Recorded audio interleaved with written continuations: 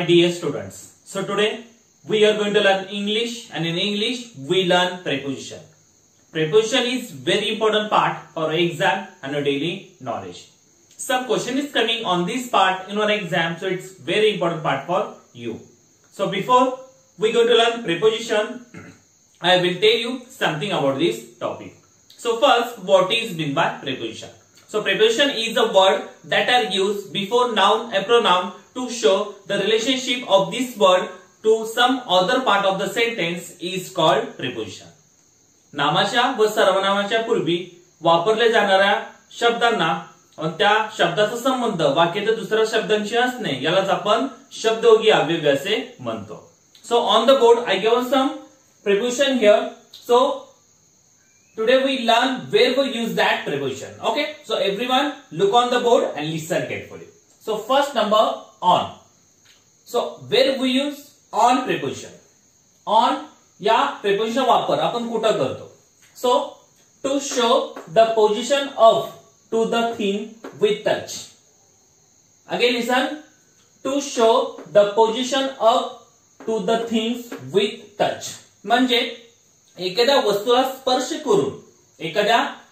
स्पर्श करून वर अशा उल्लेख करताना आपण ऑन या prepositionचा वापर करतो. For example, my book is on the table.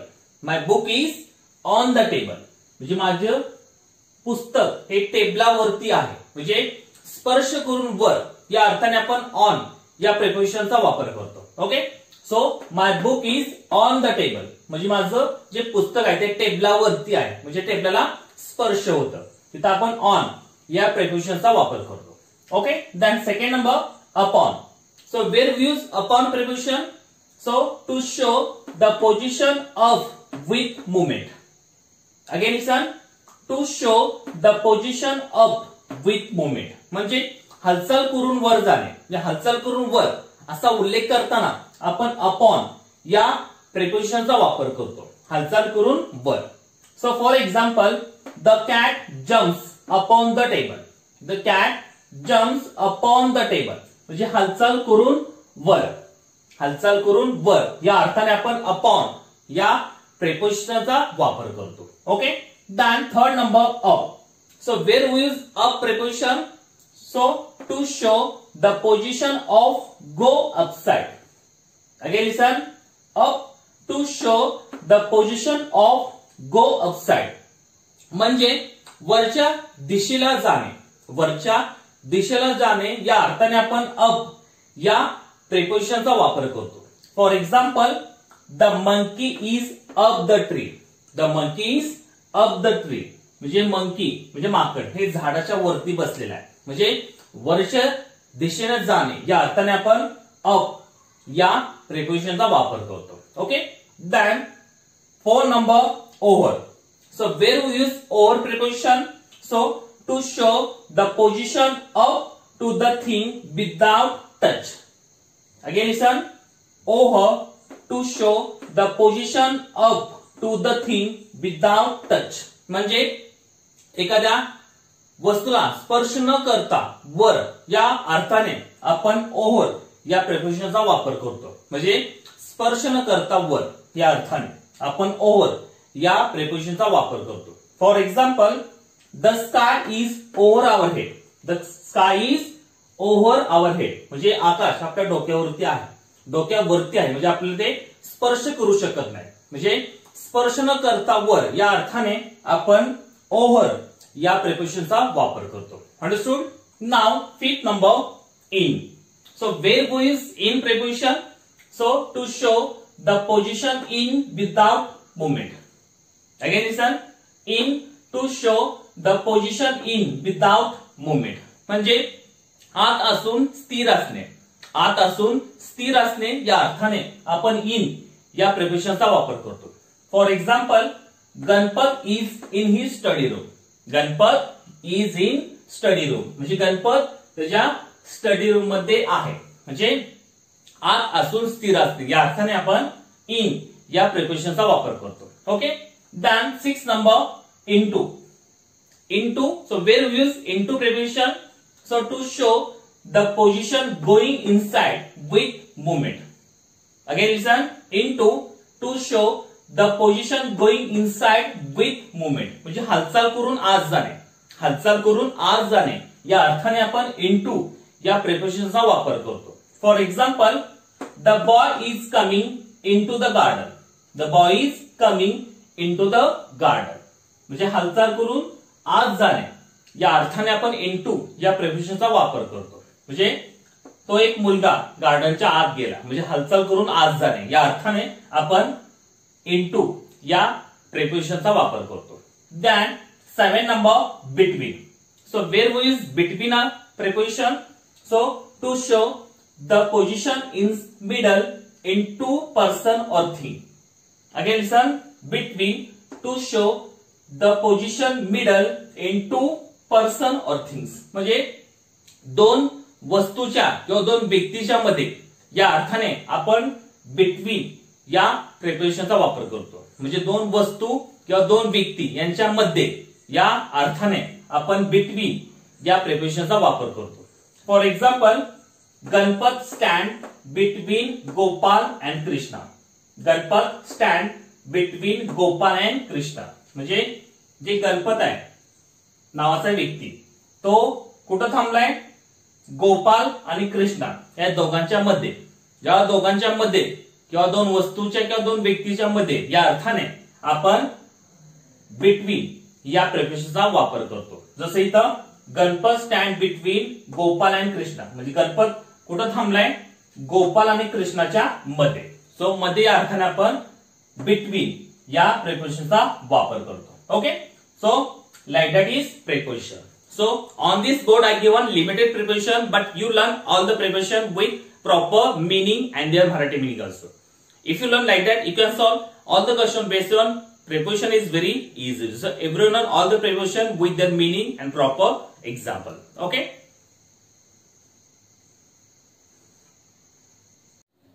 So here are some question of preposition in your exam. The question is coming like that on preposition. Every question of 4 options. One option is correct and each question have 2 marks. So look on the board. Here are some question of prepositions. In every time I told you, when you solve any questions, you read at least 2 times. If you read 2 times questions, you recognize the meaning of the question and easily solve that question. So same here, we read all the question 1 time and second time we try to solve it. So everyone look on the board and listen carefully. Number 1 question is, choose the correct preposition before the given words. Sentence is, we sat ... the floor. Second number, complete the sentence using the correct preposition. Sentence is, April comes ... March. Third number, complete the sentence using the correct preposition.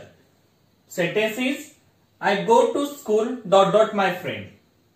Then fourth number, which preposition will be suitable for the given sentence. Sentence is, walking is good ... health. Then fifth number, fill in the blanks with correct preposition. Sentence is, the boy is coming ... the garden. Then sixth number, complete the sentence using correct preposition. Sentence is, Ramesh doesn't wake up ... 6 o'clock. Okay. So like that question on preposition. Now we're going to solve this. Okay. So 1 number question, choose the correct preposition before the given words. खालील वाक्यामध्ये आपल्याला योग्य ते शब्दयोगी अव्यय भरून ते वाक्य पूर्ण करायचे. So sentence is, we sat ... the floor. We sat ... the floor. म्हणजे आपण फरशीवर बसलो. या अर्थाने आपण कुठला प्रिपोजिशन, कुठला शब्दयोगी अव्यय या ब्लँक्स मध्ये यूज करू शकतो. So option number 1 in, option number 2 on, option number 3 over, option number 4 by. So which preposition we use to fill in that blanks? So option number 1 in. In म्हणजे आत. Second number on. On म्हणजे वर. Second number over. Over म्हणजे वर. आणि fourth number by. By म्हणजे मधून. तर कुठलं प्रिपोजिशन या ठिकाणी यूज करू शकतो? Okay. So we sat ... the floor म्हणजे आपण फ्लोर म्हणजे फरशीवर बसलो. तर फरशीवर या अर्थाने कुठल्या प्रिपोजिशन यूज करू शकतो तर ऑन. ऑन म्हणजे वर आणि ओव्हर म्हणजे सुद्धा वर. पण ऑन वर या अर्थाने आपण स्पर्श करून बसतो आणि ओव्हर म्हणजे इथं स्पर्श न करता वरती हवेत तरंग त्याला आपण ओव्हर इथं यूज करतो. ऑनला आपण जेव्हा बरोबर तिथं स्पर्श करतो तिथं आपण ऑन यूज करतो. आता इथं आपण फरशीवर बसणार आहे. बसणार आहे म्हणजे आपला स्पर्श त्या फरशीला होणार आहे. आणि ओव्हर कुठे यूज करतो वर, पण आपल्या डोक्याच्या वरती असतं जसं स्काय असेल फॅन असेल, पण आपल्याला ते स्पर्श करू शकत नाही. ओके, सो इथं आपण कुठलं यूज करणार ऑन. ओके, बिकॉज आपण फरशीवर बसणार आहे म्हणजे आपला स्पर्श त्या फरशीला होणार आहे. So we sat on the floor. So option number 2 on is correct here. Now second number, complete the sentence using the correct preposition. खालील वाक्यात आपल्याला योग्य ते प्रिपोजिशन म्हणजे शब्दयोगी अव्यय आपल्याला वापरायचे. So sentence is April comes dot dot March. April comes dot dot March. April हा महिना मार्च महिन्याचा केव्हा येतो.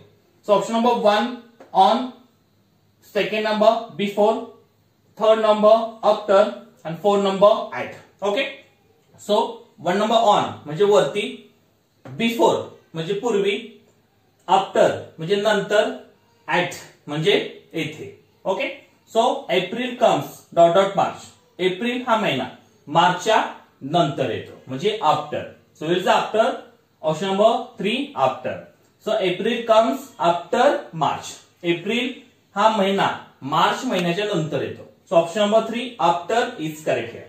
Then 3 number, complete the sentence using the correct preposition. खालील वाक्यात आपल्याला योग्य ते शब्दयोगी अव्यय भरून ते वाक्य पूर्ण करायचे. Sentence is I go to school dot dot my friends. I go to school dot dot my friends. मी शाळेला माझ्या मित्राबरोबर जातो. या अर्थाने आपण कुठलं प्रिपोजिशन या ब्लँक्स मध्ये यूज करू शकतो. So option number 1 on, second number with, third number in आणि fourth number over. Okay, so on म्हणजे वर, विथ म्हणजे सह किंवा च्या बरोबर, इन म्हणजे आत आणि ओव्हर म्हणजे वरती. Okay, so I go to friend dot dot या I go to school dot dot my friends. मी माझ्या मित्राबरोबर शाळेत जातो. या मित्राबरोबर तिथं आपण कुठलं प्रिपोजिशन यूज करणार आहे विथ म्हणजे च्या सह या च्या बरोबर. So where is the with. Option number 2 with. So I go to school with my friends. With my friend म्हणजे च्या सह मी शाळेला जाणार आहे म्हणजे मित्राबरोबर मी शाळेला जाणार आहे. So with is correct here. Then 4 number, which preposition will be suitable for the given sentence.